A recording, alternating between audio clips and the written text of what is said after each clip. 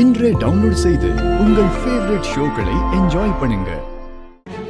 என் பையனை கொலை பண்ண கொலைகாரன் யாரு சொல்லு. கொலைகாரன் யாருன்னு சொல்லுங்கறல. சார், நான் அவனை தான் தேடிட்டு இருக்கேன் சார்.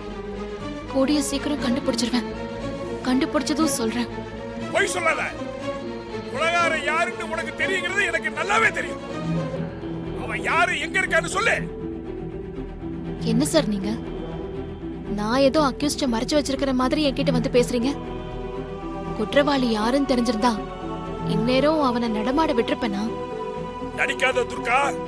உனக்கு குற்றவாளி யாருன்னு தெரிஞ்சிருக்கு. அவன் யாருன்னு தெரிஞ்சதுனாலதான் அவனை அரெஸ்ட் பண்றதுக்கு பிளான் பண்ணி கொலை நடந்த இடத்துக்கு வர வச்சிருக்க. சார், நீங்க சொல்றது கரெக்ட் தான் சார். நான் குற்றவாளி யாருன்னு தெரியாம தான் அவனை அரெஸ்ட் பண்ணி கோர்ட்டுக்கு அனுப்ப வெயிட் பண்ணேன். ஆனா அக்யூஸ்ட் அங்க வரல சார். நான் அரசியல்வாதி துர்கா. என் காதுல பூ சுத்தாத. நீ போட்ட பிளான் படி குற்றவாளி ஸ்பாட்டுக்கு வந்திருக்கான். அவனை என் ஆளுங்க கொல்ல பார்க்கும்போது தப்பிச்சு ஓடி இருக்கான். நீயும் ஸ்பாட்ல இருந்திருக்க. அதனாலதான் அந்த குற்றவாளியை உனக்கு நல்லாவே தெரியும். அவன் யாரு, எங்க இருக்கான்னு சொல்லு. இல்ல சார், நான் எனக்கு தெரியாது. என் கோபத்தை அதிகப்படுத்தாத துர்கா. மகனை இழந்து தவிக்கிற வேதனை எனக்கு தான் தெரியும்.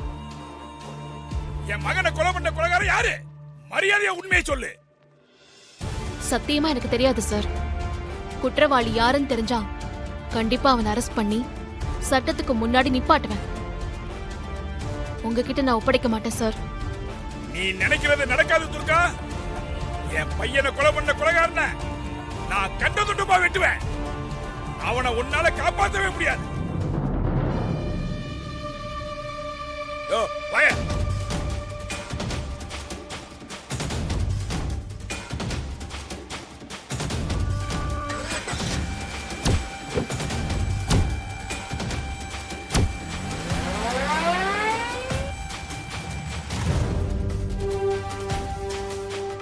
மேடம், மேடம், நீங்க அக்யூஸ்ட் ஸ்பாட்டுக்கு வரவே இல்லைன்னு சொன்னீங்க. ஆனா மினிஸ்டர், அக்யூஸ்ட் அங்க வந்தா அவரோட ஆட்களை அவனை துரத்துனதா சொல்றாரு. அக்யூஸ்ட் அங்க வந்தானா இல்லையா மேடம்? யாரு மேடம் அந்த அக்யூஸ்ட்? மினிஸ்டர் ஏதோ மகனை எழுந்த வேதனையில அப்படி பேசிட்டாரு. அக்யூஸ்ட் அங்க வரவும் இல்ல, நான் அவனை பார்க்கவும் இல்ல. சரி, கொலை நடந்த ஸ்பாட் ஃபிங்கர் பிரிண்ட்ஸ்லாம் எங்க இருக்கு? அந்த ஃபைல் எடுத்துட்டு வாங்க. Okay madam. இந்தாங்க மேடம்.